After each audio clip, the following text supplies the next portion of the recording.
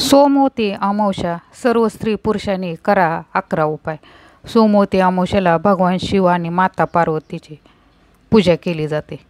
ज्या स्त्रिया व्रत ठेवतात त्यांना अखंड सौभाग्य प्राप्त होते। ज्या लोकांच्या कुंडलीत कालसर्पदोष आहे त्यांनी सोमवती अमावस्येला काही सोपे उपाय करून यापासून मुक्ती मिळवू शकता।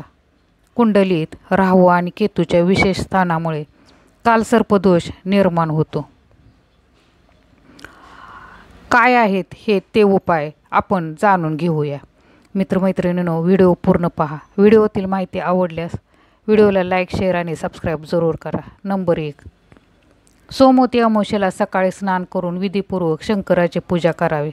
त्यानंतर शिवतांडव स्तोत्र किंवा शिवरक्षा स्तोत्राचे पठण करावे। भगवान भोलेनाथांच्या आशीर्वादाने तुम्हाला लाभ होईल। ज्या लोकांना कालसर्पदोष आहे अशा लोकांनी राहू काळात शंकराची पूजा करावी।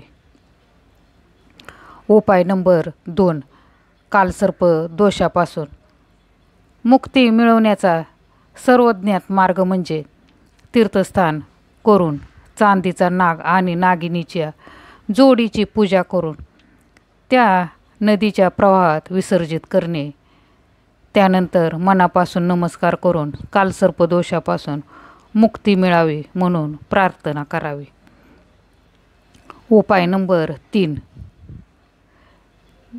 सोमवती अमावस्या या दिवशी काही गोष्टींचे दान केल्याने फायदा होतो। सोमवती अमावस्येच्या दिवशी काळ्या तिळाचे दान अवश्य करावे।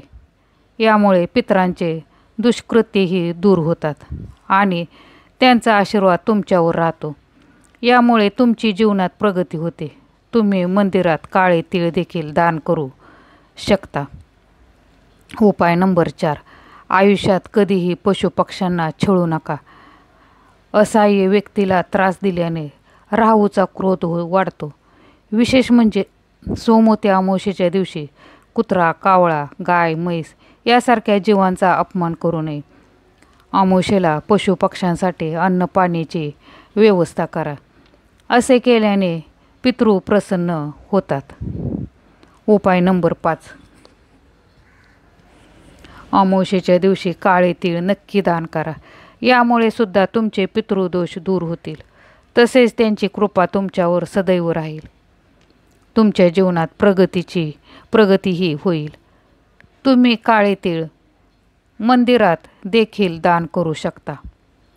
उपाय नंबर 6, अमावस्येच्या दिवशी तुम्ही भगवान शिव आणि पार्वतीची पूजा करावी। यामुळे भगवान शंकराची कृपा तुमच्यावर राहते। या दिवशी भगवान शिव आणि पार्वतीला तुळशीची पाने, सेंदूर, शंख, सेंदूर, नारळ आणि केतकीचे फूल अर्पण करावे। उपाय नंबर 7, अमावस्येच्या दिवशी दूध आणि तांदूळ दान करा।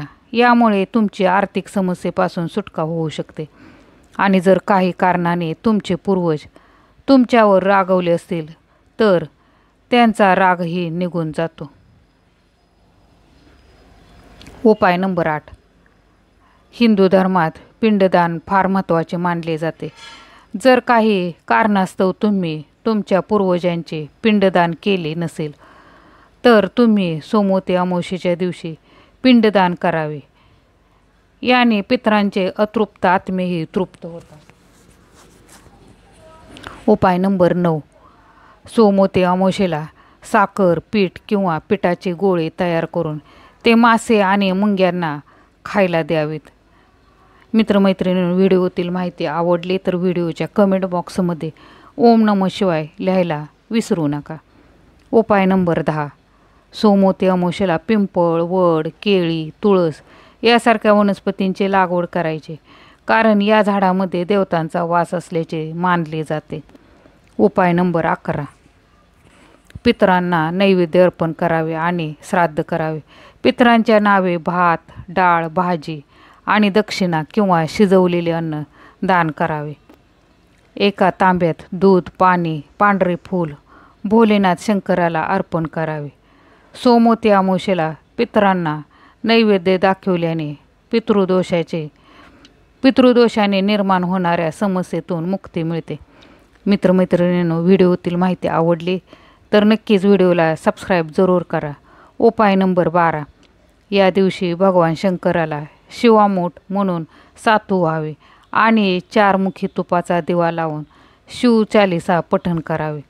यामुळे घरात सुख शांती नांदते. मित्रमैत्रिणी, व्हिडिओ आवडला तर व्हिडिओला लाईक शेअर आणि सबस्क्राईब जरूर करा. धन्यवाद.